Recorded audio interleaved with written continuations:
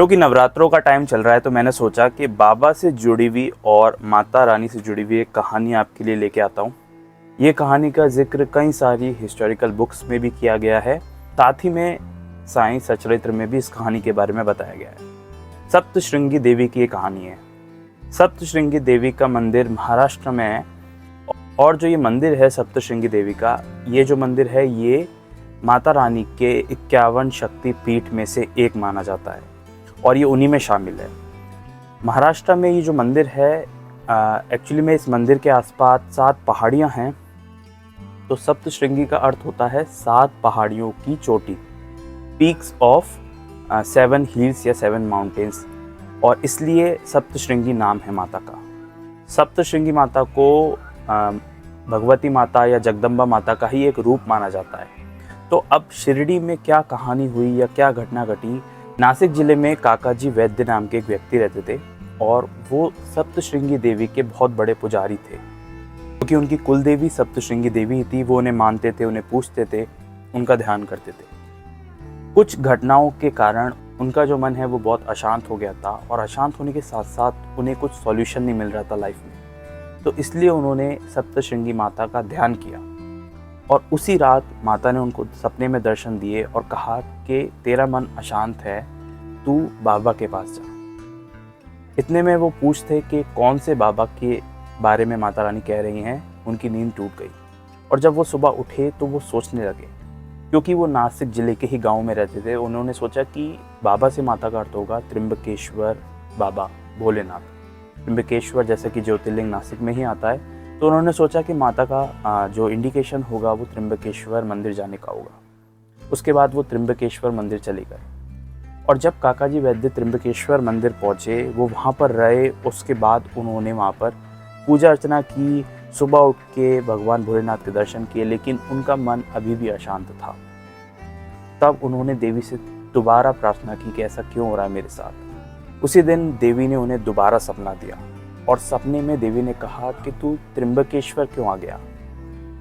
मेरा बाबा से अर्थ था शिरडी के साईं समर्थ। शिरडी में साईं समर्थ नाम के एक व्यक्ति हैं, एक बाबा हैं, एक गुरु हैं, उनसे जाकर मिल, जब तेरा मन शांत होगा। उसके बाद उन्होंने सोचा कि अब वो शिरडी जाए कैसे, और वो थोड़ी सी खोजबीन करने लगे कि शिरडी में कैसे जाऊं, कब जाऊं, बाबा से मिलूं। और इसी के साथ ऐसा हुआ कि जब वो ये सोच ही रहे थे तो उनके गेट पर किसी ने नॉक किया। जब उन्होंने गेट खोल के देखा तो वहाँ पर खड़े थे श्यामा, जो कि बाबा के एक सबसे करीबी भक्त थे।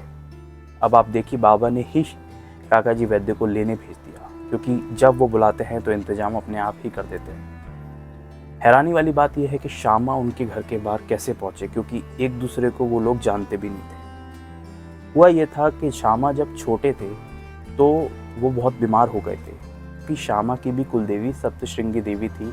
तो श्यामा की माता ने देवी से प्रार्थना की थी, जब श्यामा ठीक हो जाएंगे तो मैं आपके चरणों में लाकर इनको रख दूंगी, भोग लगवाऊंगी। ऐसी उन्होंने मन्नत मांगी थी और ये मन्नत पूरी नहीं हो पाई और उसके कुछ टाइम बाद ही उनकी माता जी को भी कुछ प्रॉब्लम होने लगी, जिस वजह से माता ने फिर दोबारा श्यामा की माता ने दूसरी बार मन्नत मांगी। वो ये थी कि जब मैं ठीक हो जाऊंगी तो 2 चांदी के स्तन आपके चरणों में लाकर रखूंगी। ये 2 मन्नतें थीं जो श्यामा और उन्होंने अपने लिए मांगी थी सप्तशृंगी देवी से।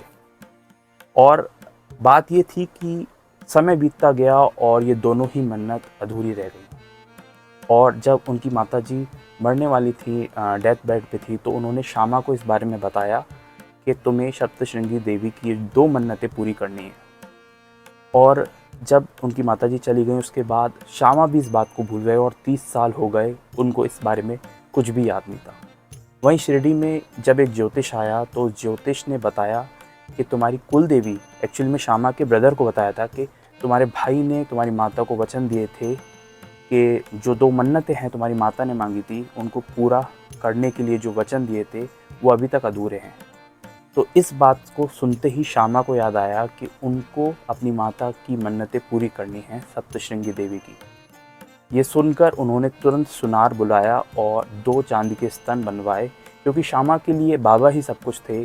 वो द्वारका माई में गए और उन्होंने बाबा के सामने वो 2 चांदी के स्तन ला के रख दिए और कहा कि आप ही मेरे लिए मेरी सप्तशृंगी देवी हैं। अब उस पर बाबा का रिप्लाई क्या था? बाबा ने कहा कि नहीं श्यामा, तुम्हारी कुलदेवी के मंदिर में जाकर, सप्तशृंगी देवी के मंदिर में जाकर ही ये 2 चांदी के स्तन चढ़ाकर आओ और ढोल लगाकर आओ और वहीं जाकर अपनी मन्नतें पूरी करो। बाबा का क्योंकि ये आदेश था तो उनको मानना ही था, इसलिए श्यामा सीधे चले गए नासिक ज़िले के एक गांव जहां पर सप्तशृंगी देवी का मंदिर था। अब उन्हें कुछ ढूंढने में दिक्कत हो रही थी, तो वो पुजारी का घर ढूंढते ढूंढते काका जी वैद्य के घर आ गए और जब उन्होंने गेट खटखटाया तो काका जी वैद्य ने गेट खोला। आपस में बात हुई तो काका जी वैद्य को मालूम पड़ा कि ये जो श्यामा हैं ये बाबा के बहुत करीबी भक्त हैं और ये शिरडी से यहाँ आए हैं। उन्हें जानकर हैरानी हुई कि उन्होंने सोचा ही था कि वो शिरडी कैसे जाएं। बाबा ने किसी न किसी माध्यम से अपना भक्त भेज दिया उनको लाने के लिए शिरडी। और देखिए क्या कोइंसिडेंस तो हो नहीं सकता, ये सब बाबा की ही मर्जी थी।